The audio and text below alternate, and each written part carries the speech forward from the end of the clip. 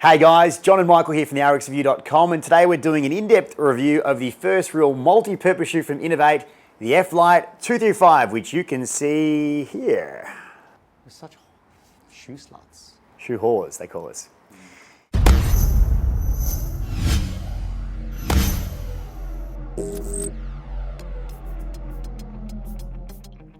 Okay guys, well the F-Lite 235 from Inov-8 first hit the shelves in early 2015. For a full overview of all the major specifics and all the main features of the shoe, you can check out an early video that Michael shot, which is embedded in the link below. For now though, this is going to be a full review of the actual shoe and what we actually think about it, the good and the bad points. Michael, let's start with you. What are your thoughts on the Inov-8 F-Lite 235? Good, the bad, the ugly. Yeah, I'm going to say straight off, no holds barred. I really do like this shoe. I'm going to say, I've got a shoe fetish. Yes, I am Filipino. No, I'm not related to Mel DeMarcos. Yes, I've used that joke before. Come on. Yeah, I've got a variety of shoes, and these have become my favorite shoe to work out in. Really do like them. All those new design tweaks, the rope tech technology, the heel to toe drop, the pressure valve, or whatever they call it on the side.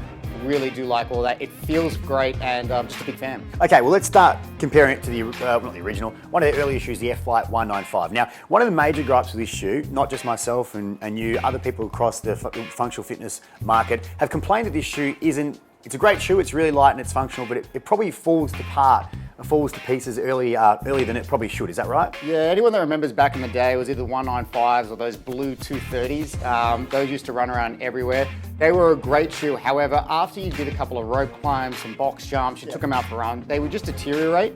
And Inov-8 have acknowledged that, and they've they're trying to remedy that with the 235s, with the rope tech technology. I do find these, I've gone up and down ropes several times. There's no wear and tear on them to be seen as yet. Much more durable than the 195s or the 230s that I previously had, so yeah.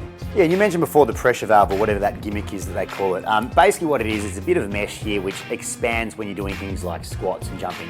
And as I said before, the criticism is a lot of seams used to rip on the old F-Lites. With this pressure valve, whatever, it really does release that tension. And I've personally found that it's not just for the shoe's sake, for your foot's sake, it's a lot wider as well around at the main area here. So you've got more depth or more space, should I say, to move in that shoe when you're doing deep O-lift squats, which I found really beneficial. Yeah, look, I want to point out that I have a pretty much stock standard shoe. My foot is a little bit, I have stock standard foot.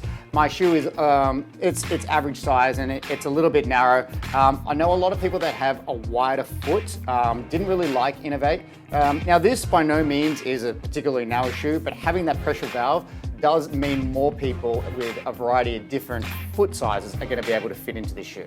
Now it is a minimalist shoe, as are most Inov-8s. Obviously the F-Lites are really targeting more runners and I suppose functional fitness athletes.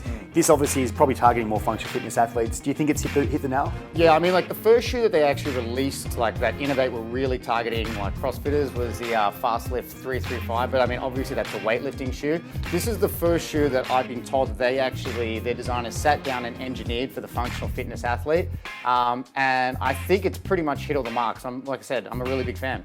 Yeah, now I was told and I was warned by the distributor in Australia when I first got these shoes in my hand and feet, whatever you want to call it, that it was a bit hard. Obviously it's got a zero heel drop as you said before and a really hard heel designed to help with weightlifting. Now I was told walking around to try to avoid that as much as possible because it might start to hurt my heel and running might be not as comfortable with some of the other shoes. But I actually haven't noticed that at all. I've found these shoes to be super comfortable. I've actually never really had any issue walking around my house and I actually find them quite comfortable. Have you found it the same? Absolutely comfortable and they're relatively light. I can't remember, I weighed them previously. Maybe we can put that in the product description below how much they weigh.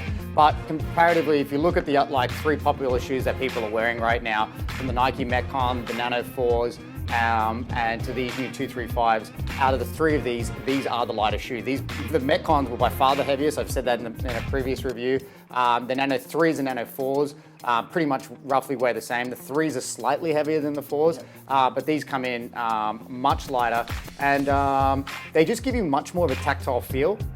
Because they're so flexible, they're easy to move. The Nanos, if you compare them to the Nanos do move and they're flexible, but these are just a much more kind of like a tank They're really solid. These give you much more flexibility, and the same when you compare them to like the Nikes. The Nikes you can see are much tighter, and they don't look at that flex. It doesn't really. He's working out here, mate. Don't get a sweat up for us. No, but look, as you said before, you've always been more of a Reebok fan than you've been an Inov-8 fan. I've always been more of an Inov-8 fan than a Reebok fan. Your favourite shoe before this was the Reebok Nano 3, is that right? Love the Nano 3. The Nano 4, I mean, great. I actually like the design of the 4 better than I do the 3. However, I had a couple of teething problems with the 3. I mean, I got a few calluses and etc. But I still like the design. I mean, they were kind of my favourite functional fitness shoe prior to Inov-8 releasing these 235s. So compare the two for us right now. Just off the bat, I mean, like I said, these just are lighter. These are a bit more flexible. I feel, like I said, I got a lot more tactile response from the ground. And just the material on this, the material on these, on the Nano 4s are fantastic. I mean, like I said, these are built like a tank. I've gone up and down ropes like countless times and it doesn't look like there's any wear and tear. But the same with the 235s. What I like with the 235s is really that that kind of minimalist sole. I really felt solid and stable on the ground. I felt great doing double unders. Look, the 4 is a great shoe. It's just the mobility, the flexibility, and the lightness of the shoe really got me to convert. I'm going to come out of the closet and say, right now, I'm a Inov-8 fan. Inov-8 lover, just like myself. And finally, Michael, the question is, would you buy these shoes? Now, I know they sell for around $170 in Australia and New Zealand, and around $120 to $130 in North America, US, Canada. Is it worth the money for you? Would you buy these shoes? Look, I'm going to say, like, if I had my choice, I have to go right now. I wouldn't buy the Metcons. I would buy the Nano 3s or 4s. After wearing the 235s, I wouldn't buy the Inov-8 195s. But if I had to choose and there was only one shoe I could purchase right now, it's going to be the 235s. I'd have to echo Michael's thoughts on that one. This is by far my favourite functional fitness shoe out there at the moment. Of course, it is a preference, but personally, that is mine. If you'd like to find out any more info on any of these shoes, though, we have reviews on pretty much all of them on our website, therxreview.com. For now, though, we should probably try to train with one of them. Or just go to the pub. All right. All right.